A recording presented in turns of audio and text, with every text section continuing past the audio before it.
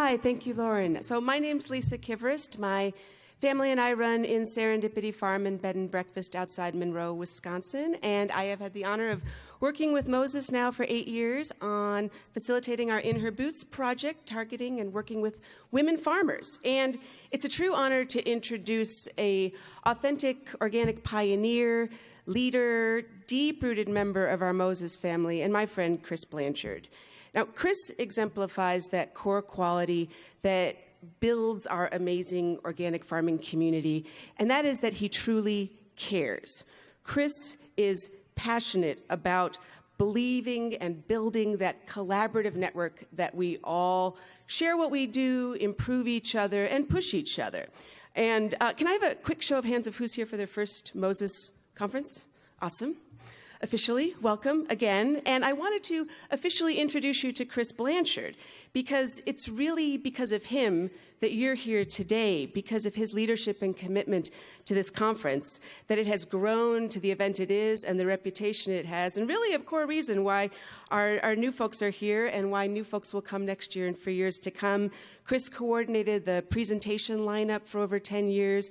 He co-chaired this conference for 3 and really put his soul into building what we have today and the reputation that will last for years to come. And on behalf of all the new attendees, Chris, and all the thousands of new attendees to come in the future to Moses, we thank you for everything you've done there. And yeah. And there's an important fact about Chris Blanchard that didn't make his printed bio. And this is that he always has a notebook in his pocket. And we didn't rehearse this, Chris, but I see it in your pocket there. Yep. And it's very retro, it's very pen. And when you start talking to Chris about farming or really anything, he has ideas. Ideas start popping, resource to connect with, another farmer to talk to, a book to read. But here's the important part of Chris that really makes him special and that we can all learn from and incorporate into our own lives. Rather than just talk about these ideas, he writes them down and he follows up with you. So you get this email a week later with, hey, have you talked to so-and-so? By the way, here's his email. Or I was venting to Chris about my pizza crust recipe and how it was soggy. And a week later, he's like, olive oil, Lisa, here's my recipe. Yeah. So inspired by Chris, I now carry my own little nerdy notebook because his notebook and Chris Blanchard represent so much more than just a piece of paper. This notebook exemplifies what the organic farming spirit is all about, that Chris exemplifies too, is this keep supporting each other to stretch ourselves, to try new ideas, to nudge each other, to improve that pizza crust, to grow into better farmers, and more importantly, better people. And he does that in his work, in his podcasts, in his workshop, and we are all very grateful. So Chris, on behalf of your Farmer to Farmer podcasts around the world, the thousands of people who've attended your workshops over the years at Moses and beyond, and for the many people you've fertilized with your ideas over the years, your Moses family and the Midwest farming community, we thank you and we are grateful, and cheers to the cross-pollination ahead.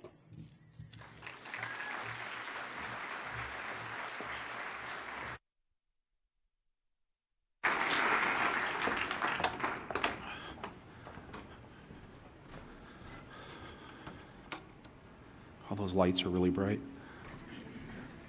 It's such an honor to be here. Thank you. So I turned that on, and I clicked the button. Oh, that's right. Sorry.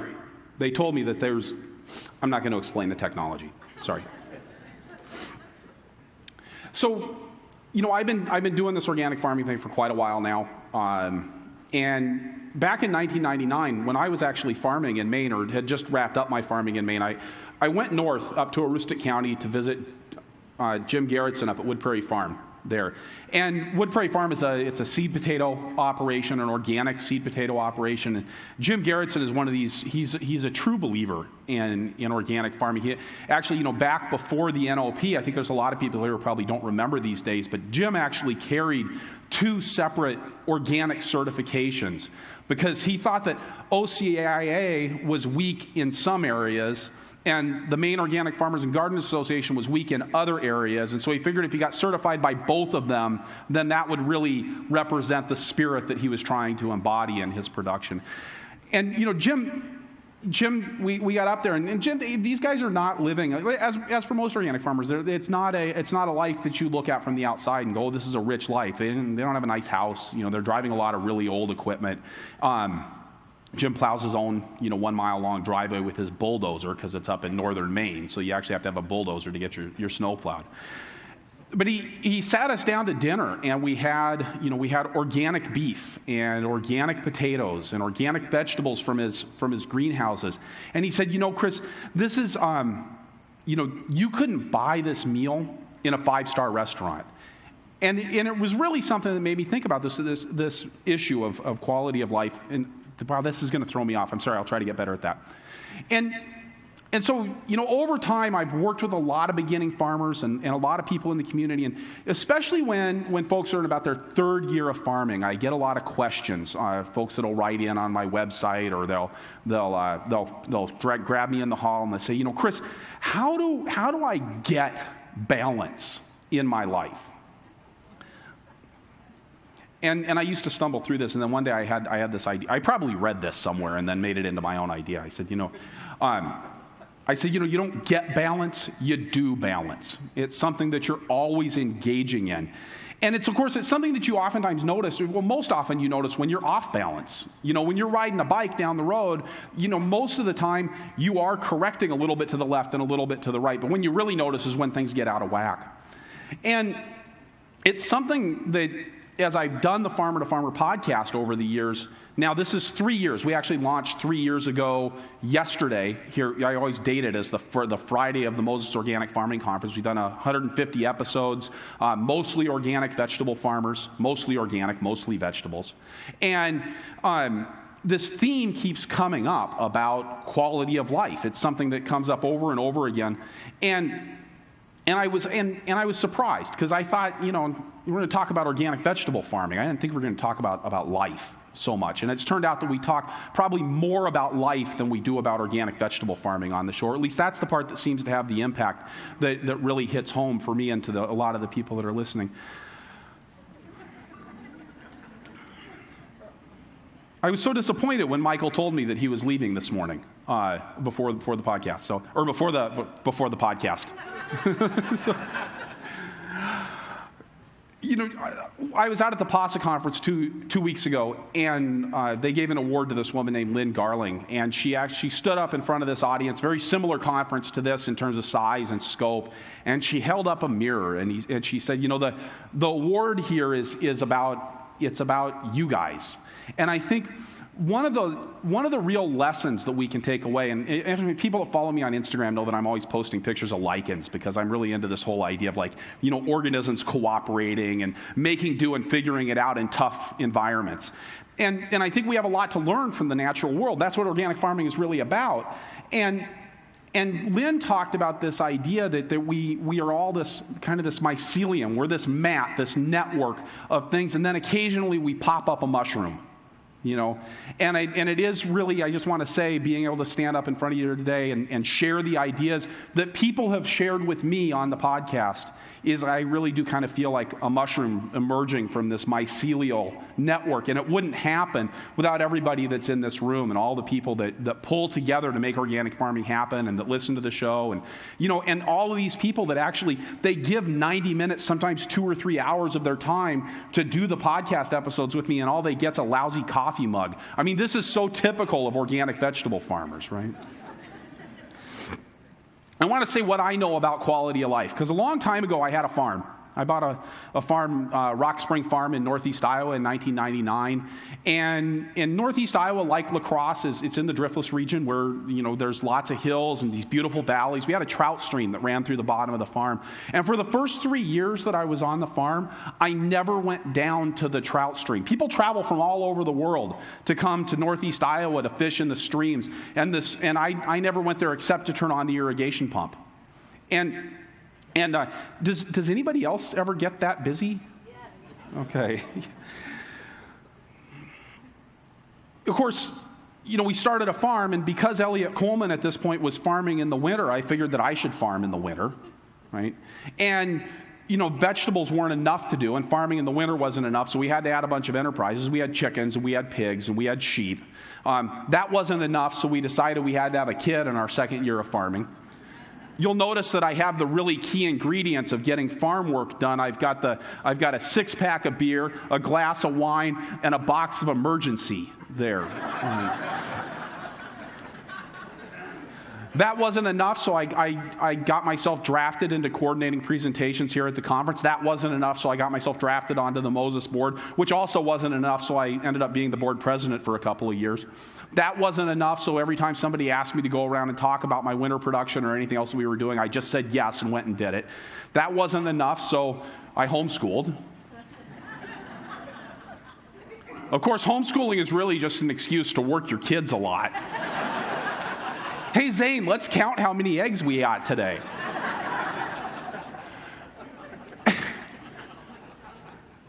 I mean, what is it with us as farmers, right? We're organic farmers. We're already saving the world. And then in addition to saving the world, we have to do this. We have to can and freeze all of our own vegetables. Oh, but maybe canning's not good enough, and we need to be drying food instead so we can preserve the nutritional quality. It's always a little bit over the top. And I found myself a lot of the time, that's not actually a picture of me. But I felt that way a lot of times, and I found that really there was a sense that something was missing in my life. I was working all the time. And I actually ended up getting a divorce in 2009. And it was something that, divorce changes your life, right? And but the big thing for me is that suddenly I had the kids for 2 weeks at a time. And you know what kids need?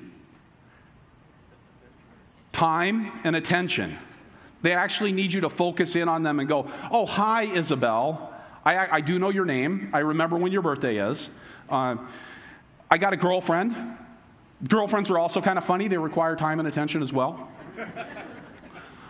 I got a farm manager, and Ben really liked the idea that he had a schedule, and he started work at a certain time and quit work at a certain time. And then the thing that really changed my life is I started doing Taekwondo, which was something I had wanted to do since I was 15 years old, and I finally ended up doing it when I was 40 some odd. But the big thing for me was that all of a sudden, Monday at 6 p.m., I had a place to be. So every week, there was a point when the farm had to come second. Because I did Taekwondo with my daughter. That's not my daughter. That's my teacher. But so there was a point when I had to walk away and say, okay, that's enough. Monday's over. I'm going to go do something else. And that was a real change for my farm. And it's not to say that I don't still have anything to learn about farm life balance, or in my case now work life balance. I'm not on the farm anymore. This is me learning from my daughter.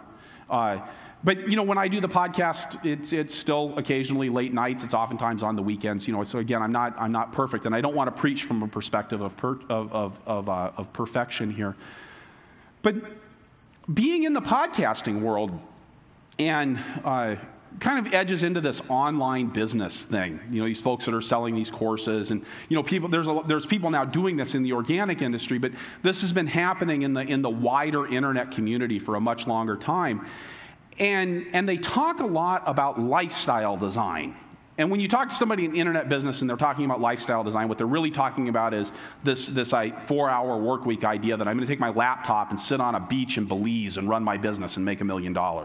And while that's not what we're looking for, this has been a consistent theme in the podcast, is about designing your farm to work for you and really thinking about your farm in terms of lifestyle design. And fundamentally, for most of us that are organic farmers, we've chosen this life.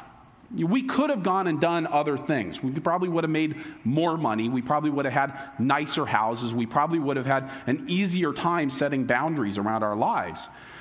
But we haven't. We've designed our lives to be engaged with our work and to be engaged in growing food and to be engaged in organic farming and saving the world. But it's really, I think, about taking things to the next step and asking, what else can I design about my life?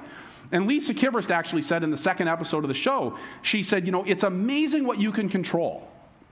And when I talk about all of those crazy things that I was doing as I was getting started on my farm, and the chickens and the pigs and the sheep and the winter vegetables and the summer vegetables and the CSA and the 2 farmers markets and the conference and the board, those were all things that a lot of times I felt like I was a victim to.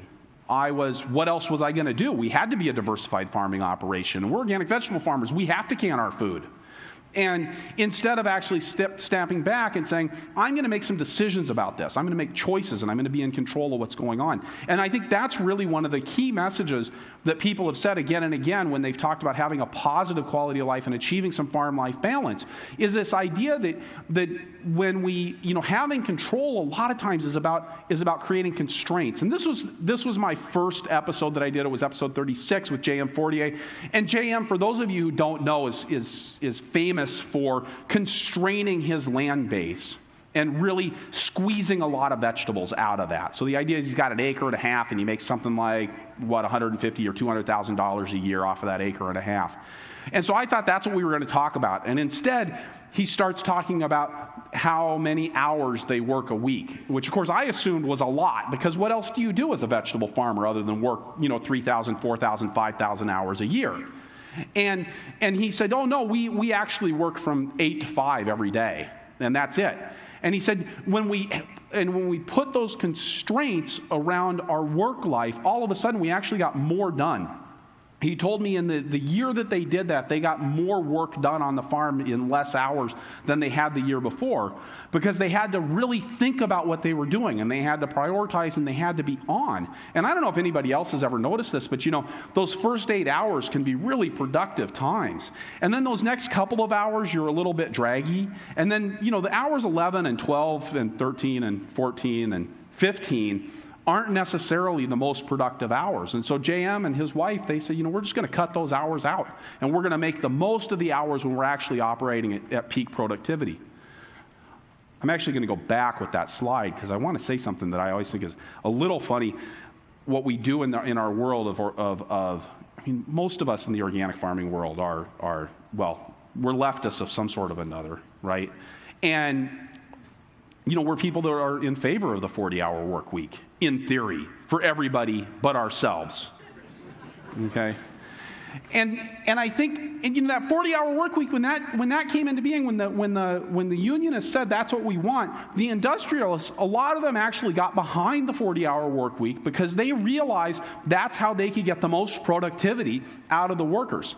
That the 50 and 60-hour work week didn't actually result in more productivity from a worker, that when the 40-hour work week was actually kind of a magical number for them.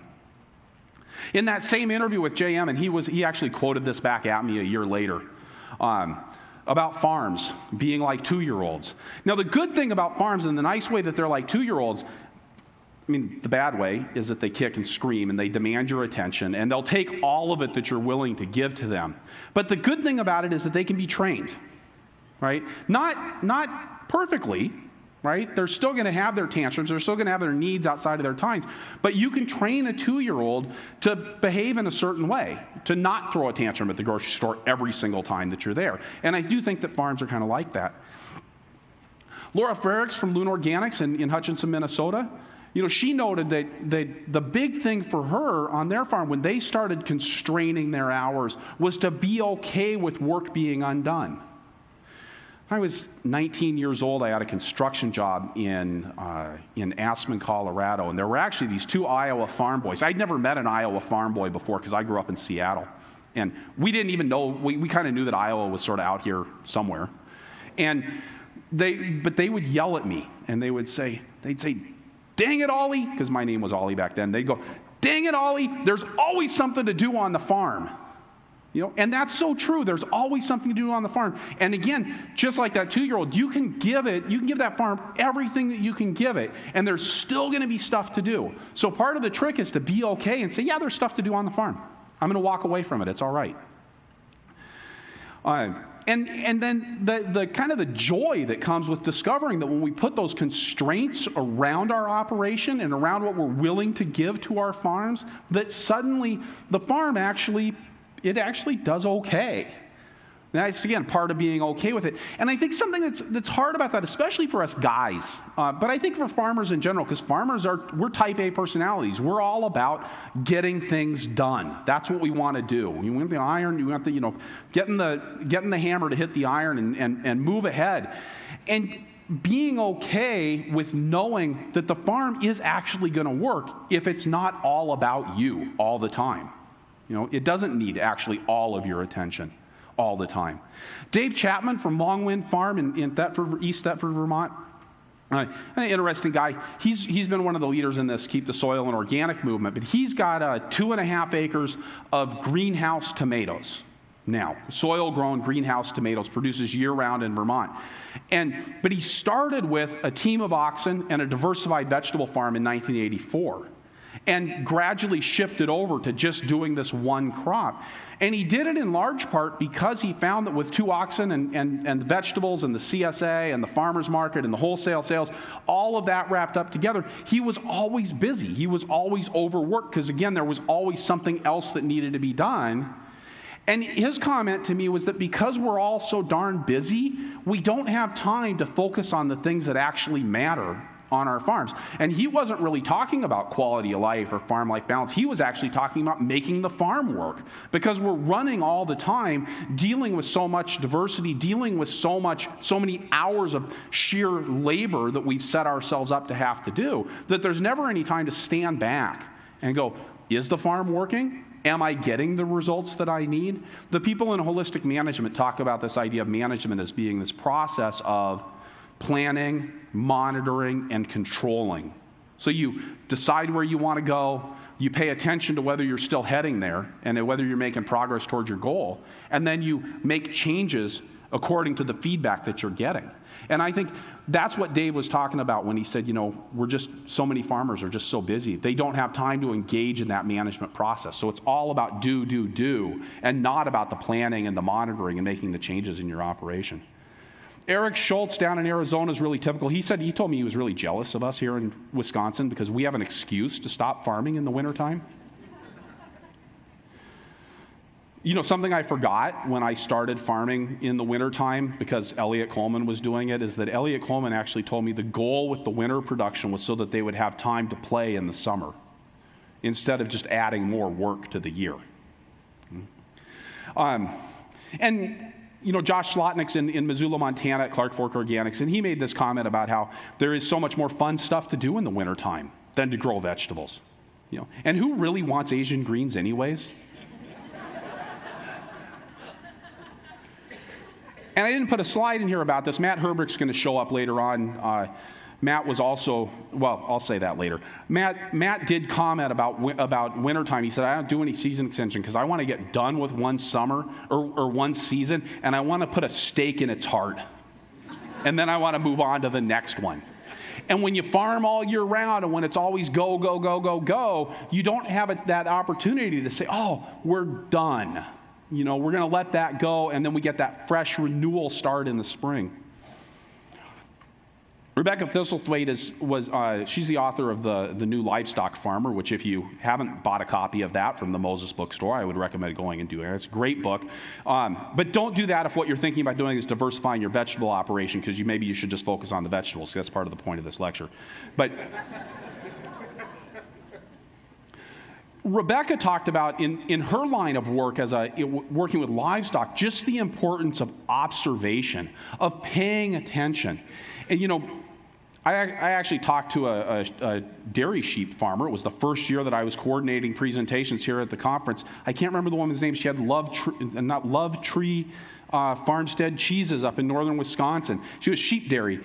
And she said, sheep have a bad reputation of like that they're always dying. And she said the problem with that is that a sheep will do everything that it can to keep up with everybody else in the flock. And so you don't notice that they're sick until they're dead. Okay?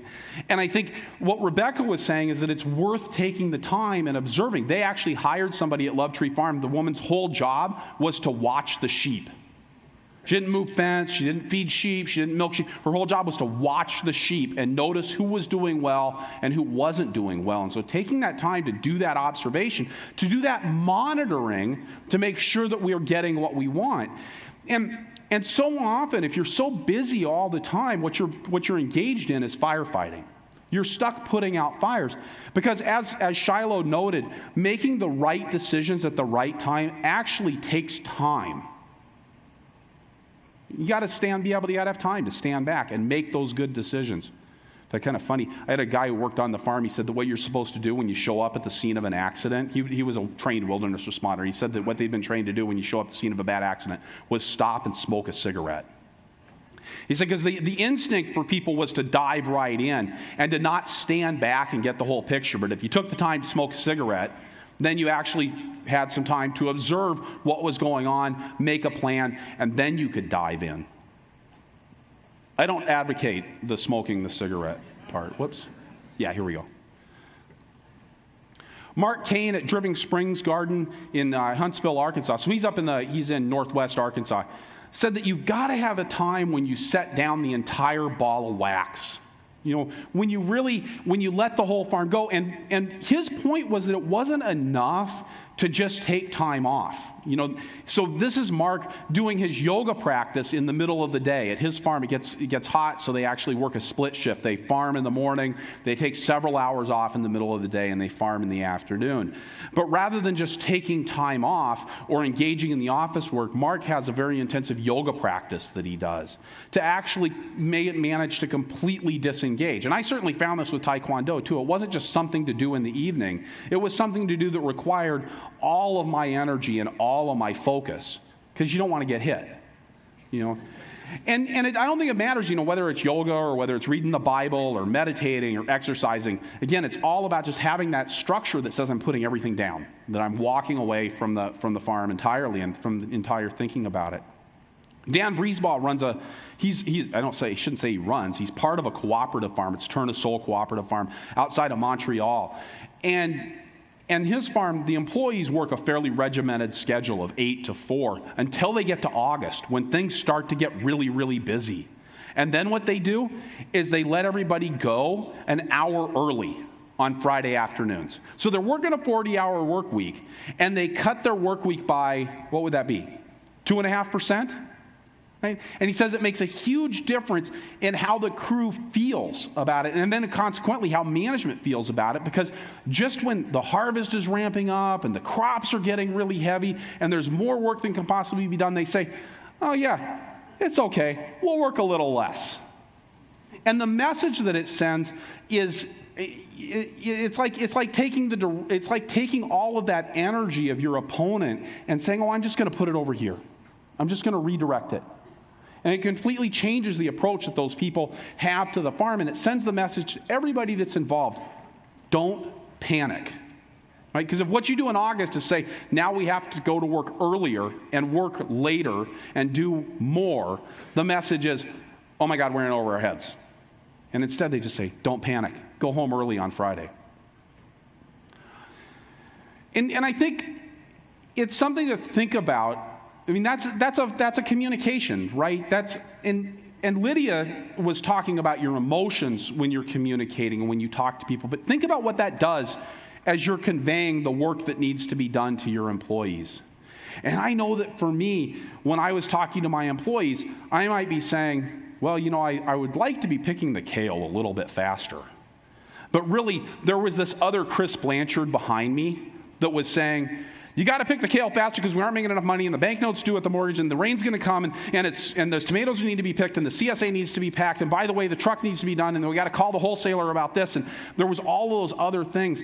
And Lydia says, you know, it's so important to actually stand back and say, how am I communicating? What all am I saying? What's all the other messaging that isn't coming out just in the words, but is coming out in how I'm saying it, or even when I'm saying it? And I think that's really the genius of what Dan is doing up at Turn a Soul Cooperative Farm, to say every message that we have in when things get overwhelming is that it's actually not overwhelming. Steve Tomlinson noted that the better the communication, the better the relationship is. I think most people would think that was true. And with that in mind, Brian and Jess Powers out at Working Hands Farm, two of my favorite people in the world, they're out just outside of Portland, Oregon. They said, you know, they found that with the communication stuff that it started to fall down if they didn't eat. And so they put a priority on getting 3 square meals a day. Now, Jess and Brian are 2 people who don't put any constraints on their work hours. I mean, I follow them on Instagram, and they're consistently posting at sunrise and again at sunset. Okay? But what their constraint is, we are going to have 3 square meals a day from the farm. Okay? That's the other crazy thing that we do, and I'm as guilty as anybody else of this. But oftentimes, we're organic vegetable farmers, and we're eating frozen pizza? Do your kids all think that frozen pizza is like the best treat in the whole world? Jess said to me, you can't just, when you get hangry, you can't just be a jerk and then go eat a Snickers bar. You got to stay ahead of the hangry. Don Zasada and Bridget Spann out at Caretaker Farm, Western Massachusetts, part of the thing that they really put into communication is spending time, especially at the beginning of the season, but always at the beginning of anything, setting their expectations. So saying, it's as simple as when employees show up on the farm. We expect that you're going to be here at 8 o'clock. And by the way, when we say 8 o'clock, we actually mean ready to work at 8 o'clock. We don't mean showing up and putting on your boots at 8 o'clock and ready to walk out the door at 8:05. And what they found is that when they do communicate those expectations up front and very clearly, that it gives them the ability to come back and call the crew back to that.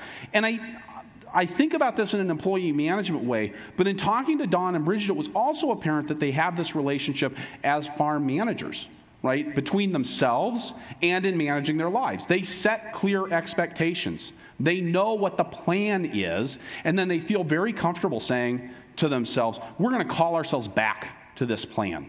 We're going to get back on track. Don actually goes jogging every morning before he works on the vegetable farm, too, which I think is a little crazy, but I'm not a runner, so. We're speaking of relationships. There's Carol Ann Sale at Boggy Creek Farm. She and her husband own 2 farms. He farms at one farm, and she farms at the other farm. So, Ron, I happen to know that you guys are at 40 years, right? I found that out at the press conference. You've managed to make that work, though, on one farm? She's got the store. She's got the store. There's a lot of approaches to that's not what I was saying. There's a lot of approaches to making relationships work on the farm. I know I swear like a sailor, but I don't do it when I'm on stage. Okay? And Dan Breesbaugh noted, he said, that working with people is completely different than not working with people. He started his cooperative farm with 2 other couples, and they were all friends, and they all wanted to start farming. And they were talking, and they realized none of them had enough money to start a farm, but that actually if they all went in together, they could start a farm. But he said it took them 3 years to actually figure out how to work together on the farm, because it takes time, and running a farm together is a lot different than doing anything else together. It's you do, well, like Dan said, you discover people in a different way. Mike Nolan from Mountain Roots Produce out in Mancos, Colorado, he said, the big thing for him when he got a partner, and so he and his girlfriend had 2 separate farms, and they actually joined the farm together, and he said the hardest part for him was actually learning to ask for help and being open to the idea that somebody could help him. And now the funny thing was, the other thing when he expanded on that was that it wasn't just about being open to asking for help, but that he needed to ask for help in order for his partner to feel comfortable asking him for help. So that actually, when he was going and saying, can you give me a hand with this, he was giving his partner permission to do that same thing, and just how important that was in their relationship. And when we have these partnerships, a lot of times I think we think of ourselves, and again, especially I think this is a guy thing, but I think this also fits in with most type A personalities, that we are so important to the operation. And my friend Brendan fell off the barn and broke his heels and had to take a year off from farming. And the farm still worked without him. And it's kind of funny because I think that really brings out two emotions in people. The one is, oh, thank goodness that the farm can work without me. And then there's this other emotion of, oh no, does the farm actually need me? Like, what if it actually does work without me? So it is, on the one hand, it's a beautiful thing. On the other, it's a little scary. But I think understanding that those other people in the farm partnership are important to us. And especially because we do live in a gendered society, there tends to be a situation where guys get the recognition as the farmer. And I will say, I do a lot of interviews with couples on the podcast, and I'll write to somebody and I'll say, hey, Joe and Susan, I'd like to invite one or both of you to be on the podcast. And almost never does the woman say, I want to be on the podcast by myself. What I get is either the male or the couple. But rarely do I get the female partner unless I very specifically invite just that person. And it's really easy to forget how important the other people are, male, female, employees, whatever, in making our farms work. And this isn't actually a quote from the podcast, but Dan Kaplan wrote me a letter a year after he was on the show. And he said, when he told me that the interview had had a really profound impact on his 25-year marriage, I'm like, oh great, the Farmer to Farmer podcast is an engine for divorce. And then he went on to tell me that it had actually made it stronger because they had this conversation, because he went through this 90-minute podcast and he never mentioned even the existence of his wife.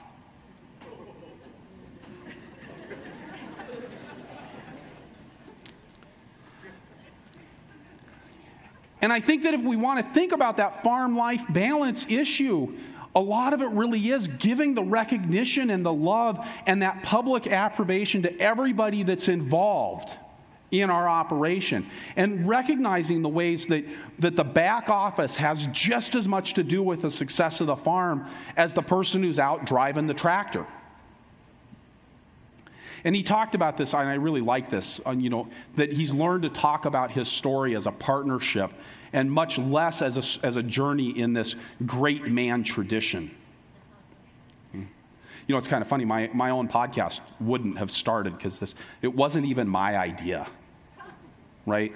My now wife Angie and I were driving north on Highway 52, which we did way too often in our long distance relationship, and she said, "Chris, you should do a podcast." And then I said, "Oh, that I don't know." And no, she was like, "No, really." And it's funny because, I get up there every week and I say it's Chris Blanchard with the Farmer to Farmer podcast. But, it's really Chris Blanchard with the Farmer to Farmer podcast because of Angie Sullivan.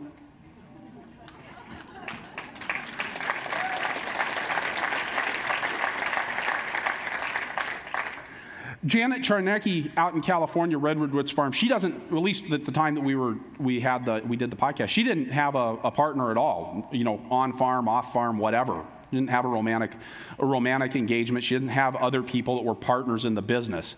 But she noted how important it is to partner with people. You can't run a farm by yourself. And, you got employees. There's structured give and takes with other people in the community. I think one of the things that has been so hard about being an organic farmer, and if you're relatively new to this business, all those folks that raise their hand because it's the first time you're at the conference, 25 years ago, there weren't partners in organic farming. We were out there on our own, and we still are so often. Finding somebody that we can talk to about fertilizer who understands what our needs about fertilizer are. And so often that simply just didn't exist anywhere you went in the country. And so Janet figured out how to partner with folks, how to get their input and make them part of her operation and get them to buy in.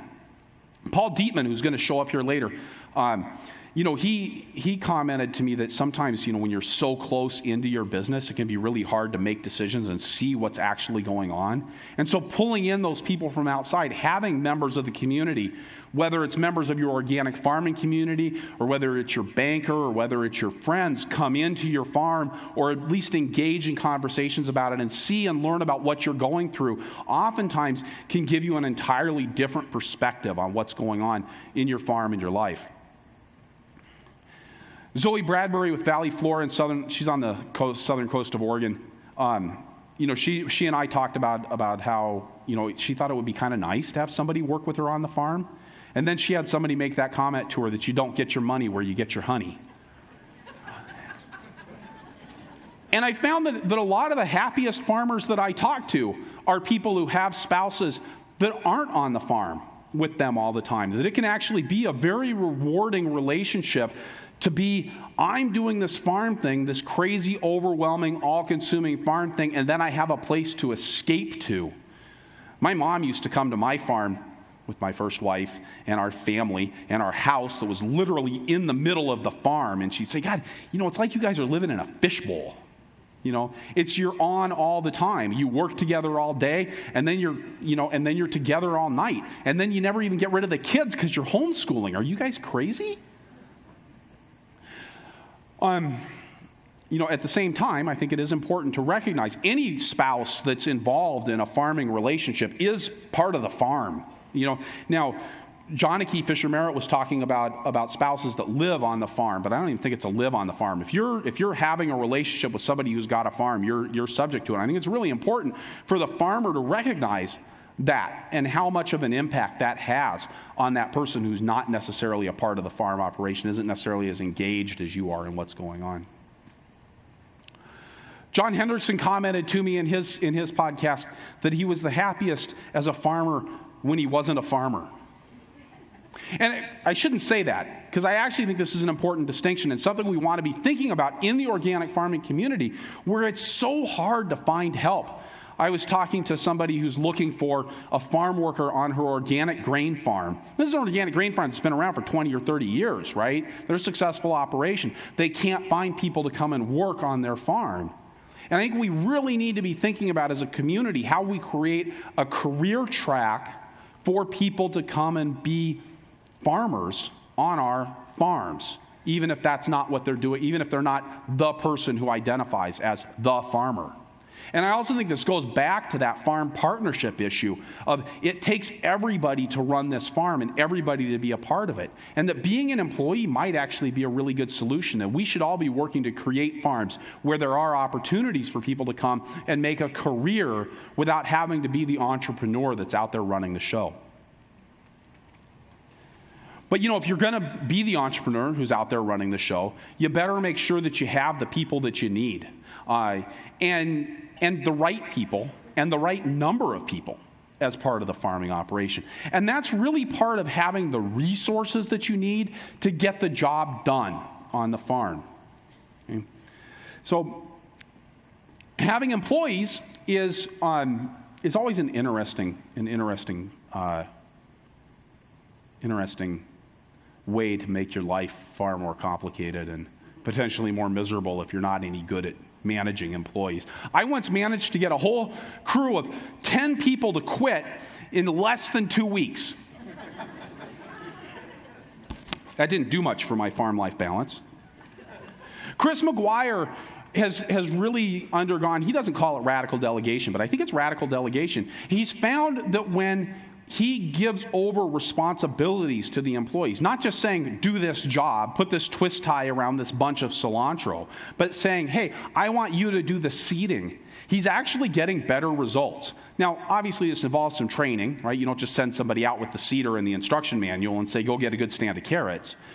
But what he noted is that when he's out seeding the carrots, he's seeding the carrots and he's thinking about the rain that's coming and the bills that need to be paid and the next job that needs to be done and the crew that's working over in that yonder field, and are they getting the kale picked quickly enough? When he sends an employee out to get this carrot seeding done, the only thing that the employee is thinking about is getting the carrot seeding done. And that oftentimes the employees are actually able, because of that, to perform better at their job than he is himself.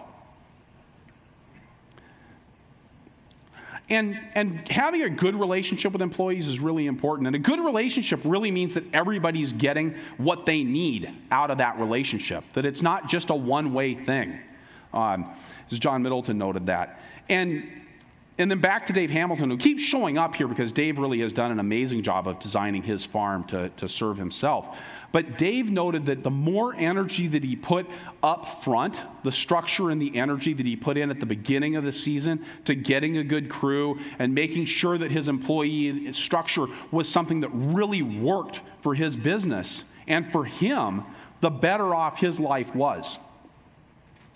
And of course, the employee-employer relationship goes two ways. And one of the most rewarding parts about being an employer, and long after I got everybody to quit in 2 weeks, I actually think I did learn how to be a good manager. And I had somebody come to me and say, wow, Chris, being part of your farm and working with you this summer has really changed my life. It's made it better. And I feel more confident as a person than I did when I started here. And we really saw that change and that blossoming. And Michael Abelman talked about that fact that there's people that he has that tell him that the only reason they're alive. He works with a lot of folks in the inner city, not on this farm, but on a second farm that he operates in Vancouver, British Columbia, who say, you're the only reason I'm here. It's because I got to show up to the farm every day. And it's really a powerful tool for making the world a better place, and something that, interestingly enough, when we make our employees' lives better, we also tend to make our lives better. And I want to just take a moment and talk that woman who came to me and said, Chris, you've made my life better, and who we saw really blossom into that self-confidence. She was 19 years old. Her name was Katie. She died in a car accident 3 months after she stopped working on my farm. And it really made me stop and think, because, right, if you're gonna, as a manager, you're gonna have an impact on your employees' lives. And wouldn't you rather have it be a good one than a not so good one?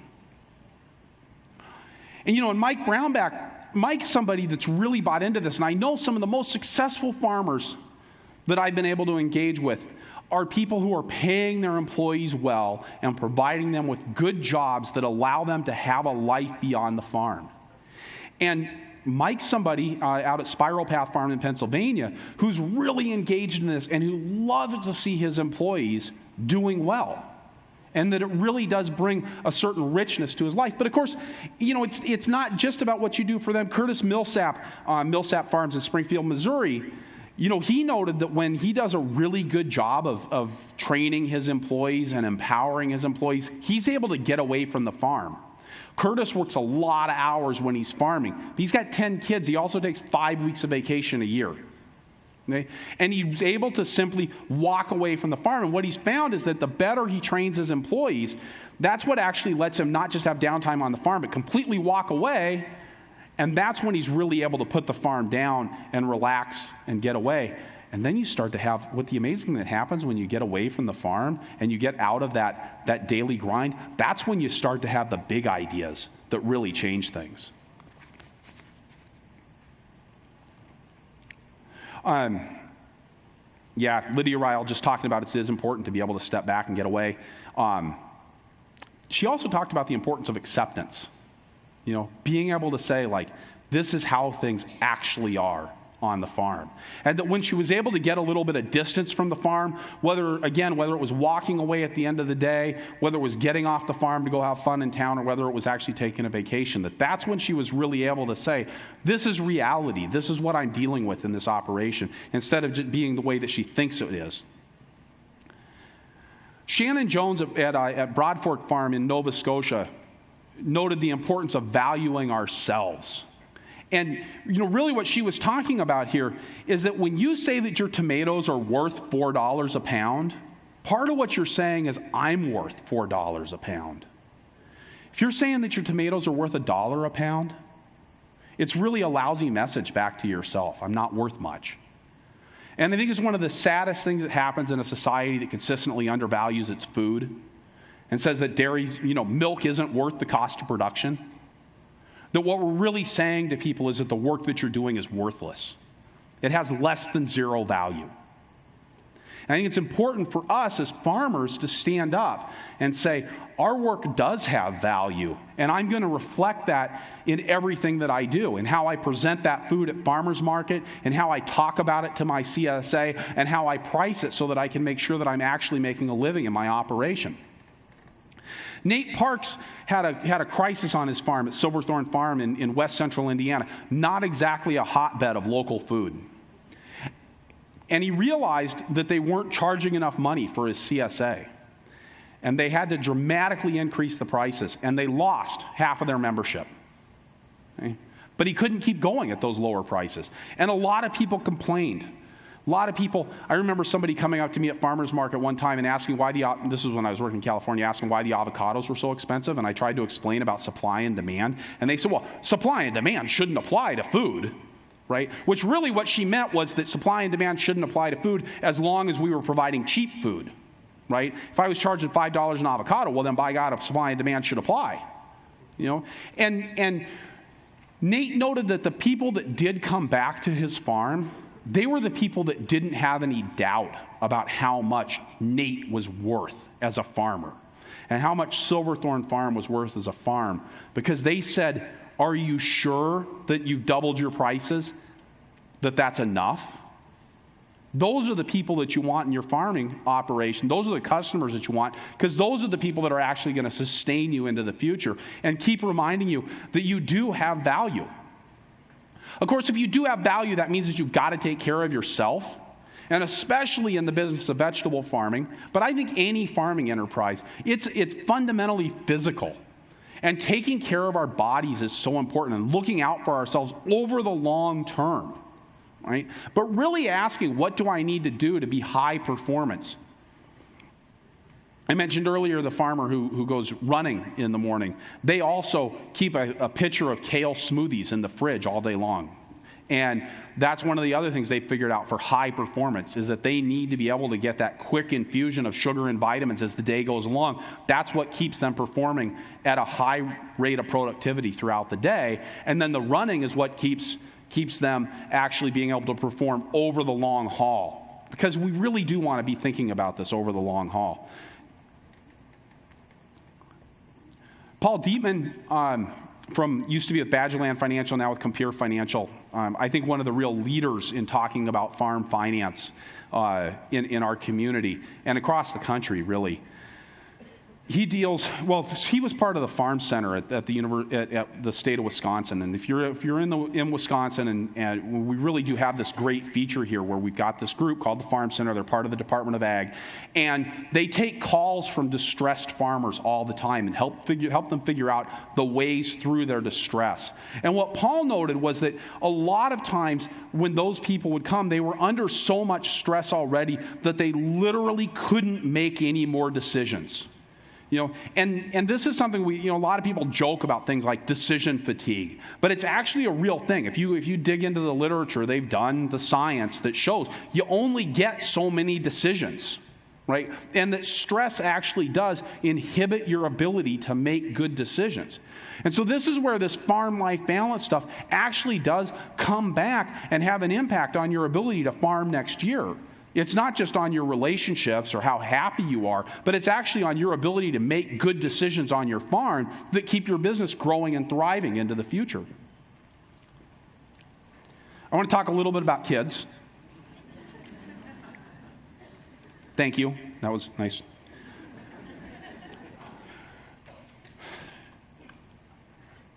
I think, I asked why we as organic farmers tend to have so much high expectations for ourselves, right? We've got 13 different enterprises. We homeschool our kids. We're trying to save the world. Oh yeah, and we're going to can our own food.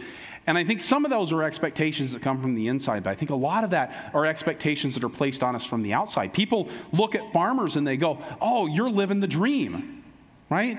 And they go, well, of course you're going to have your kids at home. Jen talked about having a woman who worked at the bank say, oh, it's going to be so great with your kids because they're going to be such a great help on the farm. Aren't you going to keep them at home? And she's like, would your 4-year-olds be much help to you at the bank?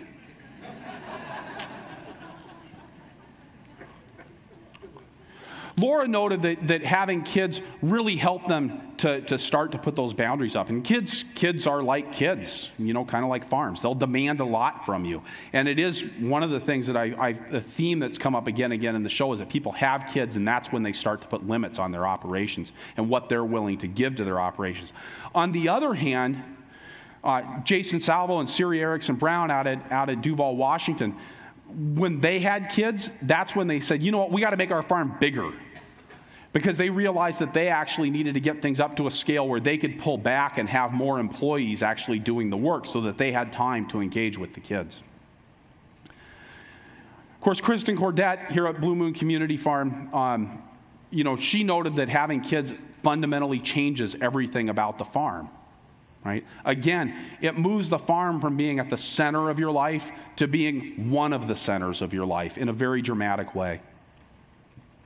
And I think all of us who have had kids on a farm worry about what our farming experience has done to our children. All the times that we ignored them, all the times that we put them to work. And Drew Rivers out at Full Belly Farm in California, I really liked what she said is that their favorite memories for kids are the ones where she was like, oh my God, I'm ruining my kids. It really does come down to it's not whether we're going to screw our kids up, it's just a matter of how, right?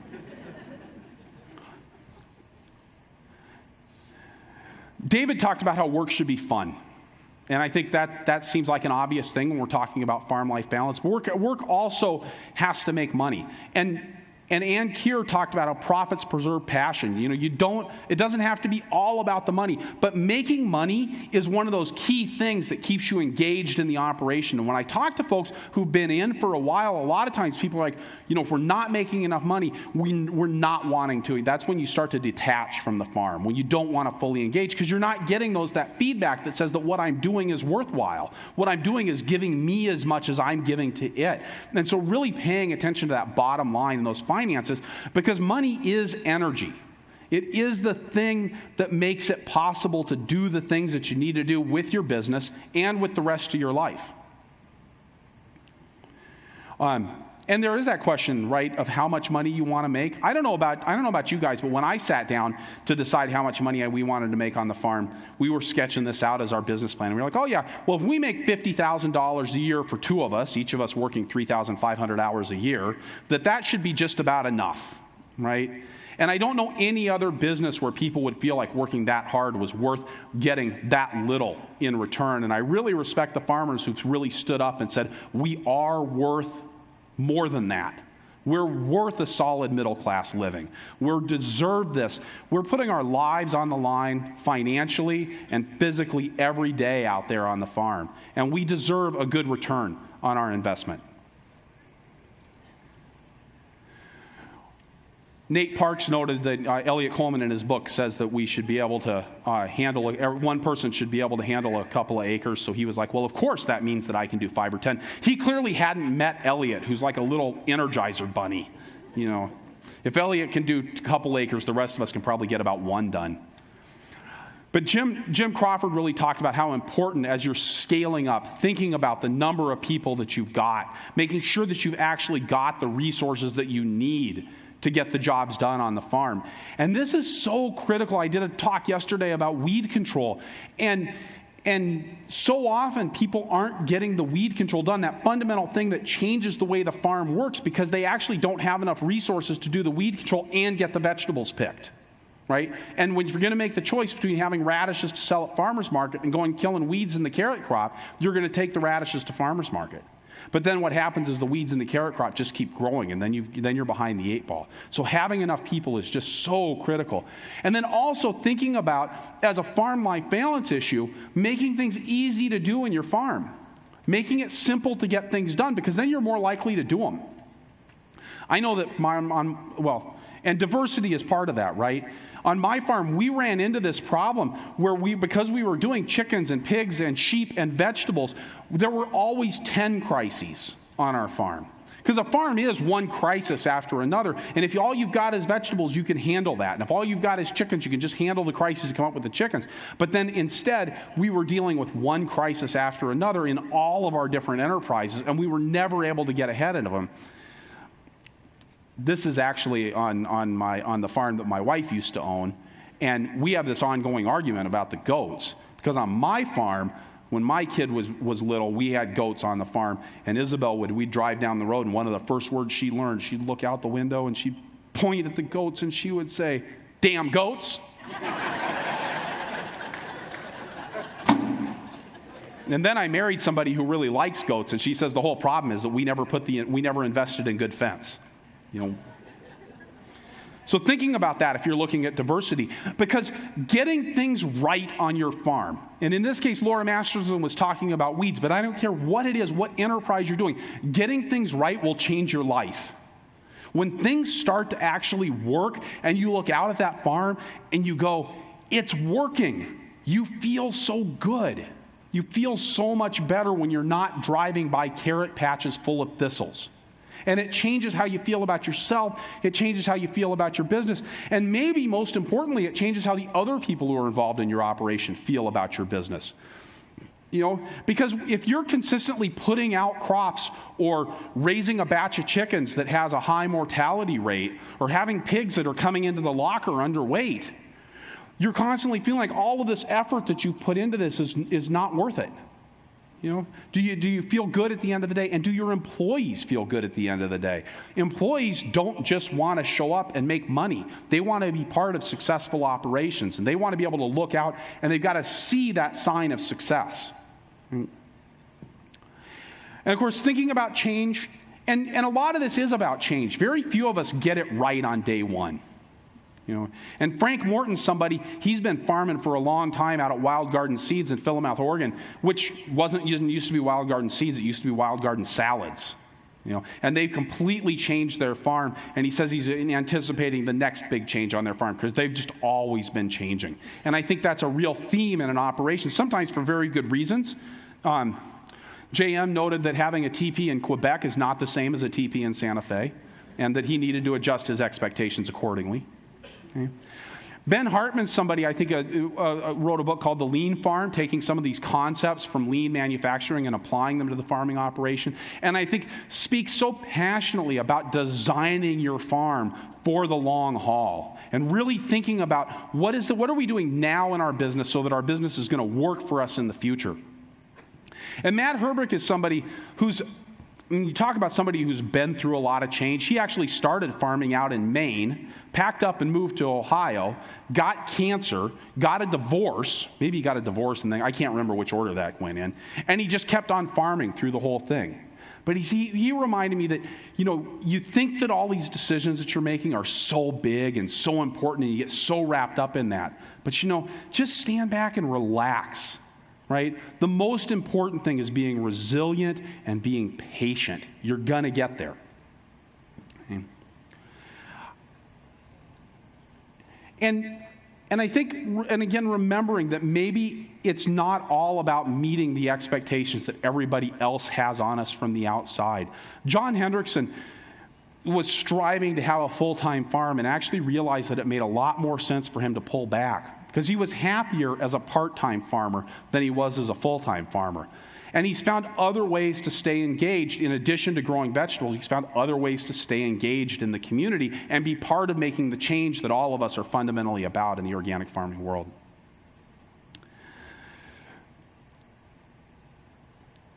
Melanie Cunningham out at Shaker Farm, or Shake Fork Community Farm, said that she really found that management, when she embraced that and really beginning to look at saying, what do I want? How am I going to get it? How am I doing at getting it? That's really her farm, and her life really began to change for the better. And these are people that always have a smile on their face now. Todd Nichols, really commented about the importance of remembering that those crops, in his case, again, pigs, sheep, whatever you want to talk about, are not your partners, right? They're not your kids. They're not your friends. They're a means to an end. And we got to remember where they fit into our lives. And Zoe Bradbury reminded me, and I'm just going to take a moment and read it, that you want to take a deep breath. Life's long. There's another year and another one after that. And that hopefully every single year is a new adventure. That's part of why we're doing it. It's part of the lifestyle that we're trying to get here. And Mark Kane maybe said the most important thing when it comes to farm life balance is that you don't want to get done with all of that farming and be lying on your deathbed and say, wow, that was a lot of gardening.